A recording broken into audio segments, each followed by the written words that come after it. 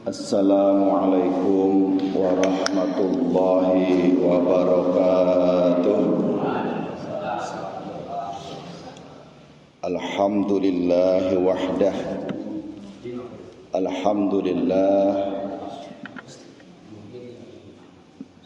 alladzi ahyana ba'dama amatana wa ilaihin nusur. Allahumma salli wa sallim ala sayyidina Muhammadin wa ala alihi wa sahbihi ajma'in.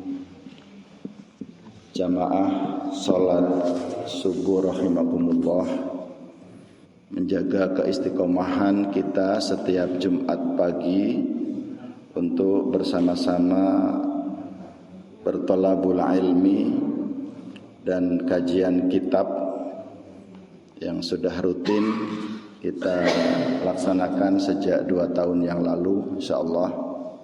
Hari ini tanggal 2 Rajab 1443 Hijriah, bertepatan tanggal 4 Februari 2022. Mari kita awali kajian kita dengan membaca surah Al-Fatihah. Kita niatkan untuk Kanjeng Nabi Agung Muhammad sallallahu alaihi wasallam, para keluarganya, dan juga khususnya untuk pengarang kitab Riyadhus Shalihin Hadratus Syekh An-Nawawi Imam Abu Zakaria Yahya bin Syarf. Ala hadhihi niyah wa kulli niyatin sholihah. Al-Fatihah. A'udzu billahi minasyaitonir rajim. Bismillahirrahmanirrahim. Alhamdulillahi rabbil alamin arrahmanir rahim maliki yaumiddin. Iyyaka na'budu wa iyyaka nasta'in. Ihdinas siratal mustaqim. Siratal ladzina an'amta 'alaihim ghairil maghdubi 'alaihim waladdallin. Amin. Sampailah kita kepada hadis yang keempat. Bismillahirrahmanirrahim. Hadis keempat masih dalam bab muraqabah, utawi pengawasan Allah Subhanahu wa taala kepada setiap hamba. Bismillahirrahmanirrahim. An Anasin radhiyallahu anhu qala, innakum la ta'maluna a'malan ya adaqqu fi a'yunikum minasy-sya'ri kunna nu'adduha ala ahdi Rasulillah sallallahu alaihi wasallam minal mubiqat, rawahul Bukhari. Saking sahabat Anas radhiyallahu anhu, panjenenganipun ngendika bilih Rasulullah sallallahu alaihi wasallam bersabda, sesungguhnya kamu saat ini telah melakukan amal perbuatan yang dalam pandanganmu adalah remeh, sangat enteng, sangat sepele, padahal perbuatan itu dahulu di masa Nabi sallallahu alaihi wasallam adalah bagian dari perbuatan yang merusak agama. Hadis Bukhari. Bapak Ibu, dalam kehidupan beragama sehari-hari sering sekali kita mengentengkan sesuatu amal, padahal dalam pandangan Rasul adalah sesuatu yang sangat besar. Satu contoh tentang misalnya sholat sunat 2 rakaat sebelum sholat subuh. Bagi orang yang tidak diberi hidayah oleh Allah, dan Bapak Ibu perlu diketahui bahwa kita hadir di masjid ini saat ini tentu atas karunia Allah, atas rahmat dan kasih sayang Allah. Maka bersyukurlah kita hari ini di tanggal 2 bulan Rajab 1443 oleh Allah ditakdirkan mendengarkan hadis yang kita baca tadi. Sungguh kini kalian banyak menganggap amal perbuatan yang dalam pandangan kalian adalah remeh, sangat enteng, padahal perbuatan itu sangat besar di masa Nabi. Contoh tentang sholat sunat 2 rakaat sebelum subuh. Saking begitu pentingnya sholat sunat 2 rakaat sebelum subuh, sampai Rasulullah suatu saat dalam riwayat, ini kejadian supaya menjadi pelajaran buat kita para hamba saat ini. Suatu saat Rasulullah itu pernah terlambat sholat subuh, Bapak Ibu. Jadi kalau Rasul pernah terlambat, bukan berarti Rasulullah membiasakan keterlambatan, tapi biar menjadi pelajaran bagi siapapun di kemudian hari apabila keterlambatan sholat itu terjadi. Waktu subuh sudah mulai hampir habis, bahkan matahari sudah hampir terbit. Bilal datanglah ke rumah baginda Nabi. Jadi kalau boleh saya gambarkan, ini mimbar kalau di Masjid Nabawi itu. Rumah Nabi itu di ruang kelas sebelah situ. Jadi sangat dekat. Bahkan rumah Nabi itu kemudian berada di dalam masjid. Itulah cita-cita besar saya, pengen sekali punya rumah di dalam masjid. Begitu adzan sudah selesai, Bilal sowan ke Kanjeng Nabi. Ya kalau di sini mungkin gambarannya ya sowanlah ke Pak Kiai Solehuddin di sana. Santri datang ke sana. Kiai kalau bahasa di Indonesia. Subuh sudah mulai hampir habis waktunya. Karena suatu udzur, suatu halangan, Rasul kemudian menyusullah datang.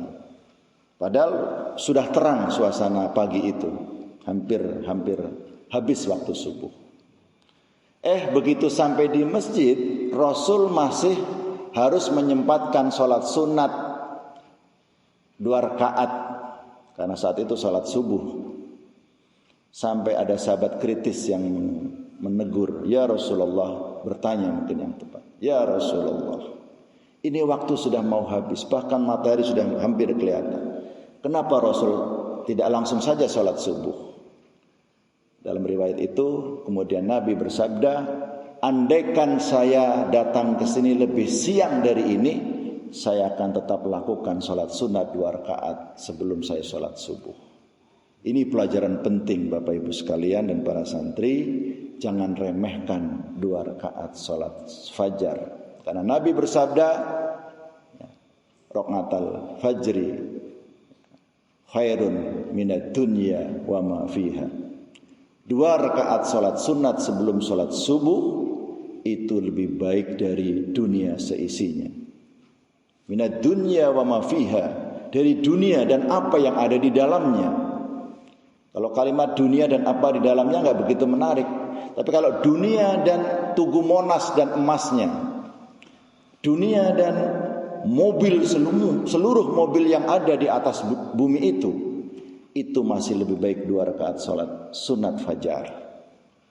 Bahkan di muka bumi ini banyak orang kaya raya, banyak harta melimpah, banyak kendaraan, banyak benda-benda mewah. Itu tidak ada artinya kalau dibandingkan dengan 2 rakaat salat subuh. Bagaimana akal sehat kita menerima ini? Bapak Ibu hadirin jamaah rahimakumullah. Kalau hanya pakai pandangan zahir, pakai pandangan materi, tentu enggak enggatuk. Masa 2 rakaat salat sunat fajar lebih baik daripada dunia seisinya. Tapi kalau pandangan kalbu, pandangan hati, saya punya cerita menarik Bapak Ibu. Menarik dalam arti untuk iktibar, untuk tausiah. Sepulang saya dari Solo kemarin, hari Kamis sore berarti, sedang istirahat saya membuka WA, ada berita bahwa si fulan, seorang mantan kepala desa di kampung saya, meninggal.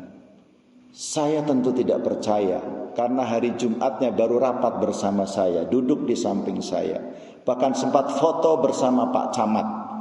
Pak Camat, saya dan beliau. Itu dari Jumat siang, saya masih ingat karena hari Jumat saya ada rapat di Cipari.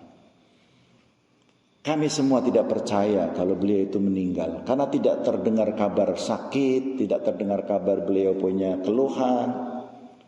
Sampai kepala desa temannya itu pakai voice note untuk meyakinkan kepada kita semua. Disampaikanlah kronologisnya. Katanya beliau saat itu sedang naik mobil dalam perjalanan pulang dari bepergian, tiba-tiba matanya terkantuk, kemudian duduk ngelosor, langsung dibawa ke puskesmas terdekat, kemudian dinyatakan telah meninggal dunia. Itulah kematian, sahabat-sahabatku. Dia tidak pernah pandang bulu sedang pergi, dia tidak pernah pandang bulu dia sehat, dia tidak pernah pandang bulu masih usia muda dan seterusnya. Sadarlah saya bahwa ini memang sesuatu kenyataan yang pasti. Dan itu Bapak Ibu semuanya, kalau hari kemarin terjadi pada mantan kepala desa, bisa jadi hari ini dan seterusnya akan terjadi kepada kita secara berurutan. Nah, dalam kondisi seperti itu, maka sholat sunat 2 rakaat tentu lebih penting.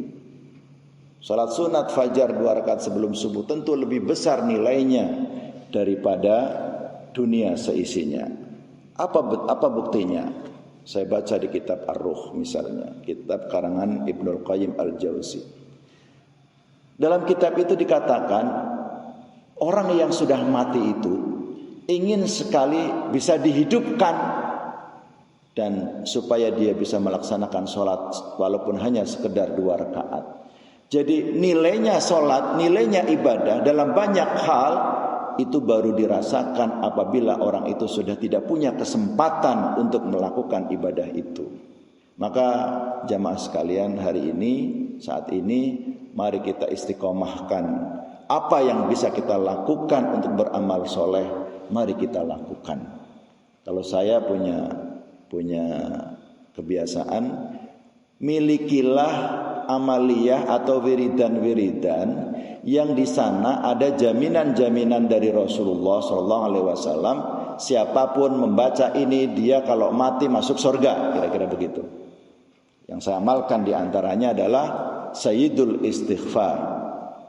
Nabi bersabda, barang siapa membaca Allahumma anta Rabbi la ilaha, coba bareng-bareng, Allahumma anta Rabbi la ilaha illa anta khalaqtani ana abduka wa ana ala ahdika wa wa'dika mastata'tu abu'u laka binikmatika.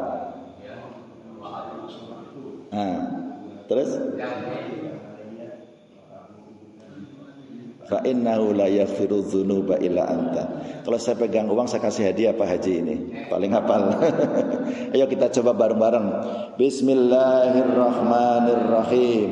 Allahumma anta rabbi la ilaha illa anta khalaqtani wa ana abduka wa ana ala ahdika wa wa'dika mastata'tu abu'u laka binikmatika alayya min syarri ma sanatu abu laka bi nikmatika alayya wa abu'u bi dambi faghfirli fa innahu la yaghfiru dzunuba illa anta. Mohon maaf bagi yang belum hafalkan, agak sulit memang, tapi jatahnya jaminannya masuk surga Bapak Ibu. Siapa yang baca pagi itu dengan yakin 3 kali, dia mati pada sore harinya, dia masuk surga kata Nabi. Siapa membaca pada sore harinya dengan yakin dan dia mati pada pagi harinya, dia masuk surga. Pengertian yakin itu artinya dia fahami dengan kesadaran makna kandungan dari doa itu atau dari zikir-zikir itu. Apa sih beratnya membaca itu 3 kali kalau jaminannya surga? Itu lebih mudah daripada misalnya yang begini, man mata wa qala la ilaha illallah dakhalal jannah. Memang enak, gampang baca la ilaha illallah. Tapi pertanyaannya, apa gampang orang mau mati pasti baca la ilaha illallah? Tergantung amal kita Bapak Ibu. Tidak mudah itu membaca mau mati terus la ilaha illallah terus mati gitu. Tidak gampang. Kecuali yang ditolong oleh Allah. Inilah yang dimaksud. Banyak hal hari ini orang menganggap enteng sesuatu, padahal di zaman Nabi itu sangat penting. Maka supaya ini istiqomah terjaga, teman-teman, adik-adik, Bapak Ibu, sahabat-sahabat semuanya, ayo kita cintai majelis ilmu. Ayo kita cintai majelis ilmu. Dengan ilmu itulah insya Allah kita akan ditolong kita akan mendapat hidayah dari Allah untuk kita dijaga keimanannya, dijaga istiqomah keislaman kita. Dalam kesempatan sebagai penutup, dalam satu riwayat, siapapun orang yang dia tidak menuntut ilmu dalam 3 hari, maka dia terancam mati hatinya. Kalau mati hatinya itu lebih berbahaya daripada salah satu fisik kita ada yang kena stroke. Lebih bahaya mati hati daripada misalnya kita tangannya tidak bisa ngangkat benda. Kalau masih punya iman, masih lebih baik. Maka syukuri Bapak Ibu apabila hati kita masih mau mendengar ayat-ayat Allah, masih mau mendengar majelis ilmu, masih mau berzikir, mendekatkan diri kepada Allah. Semoga bermanfaat. Mari kita tutup dengan baca doa kafaratul majelis. Subhanakallahumma wa bihamdika asyhadu an la ilaha illa anta astaghfiruka wa atubu ilaik. Wassalamualaikum warahmatullahi wabarakatuh. Alhamdulillah.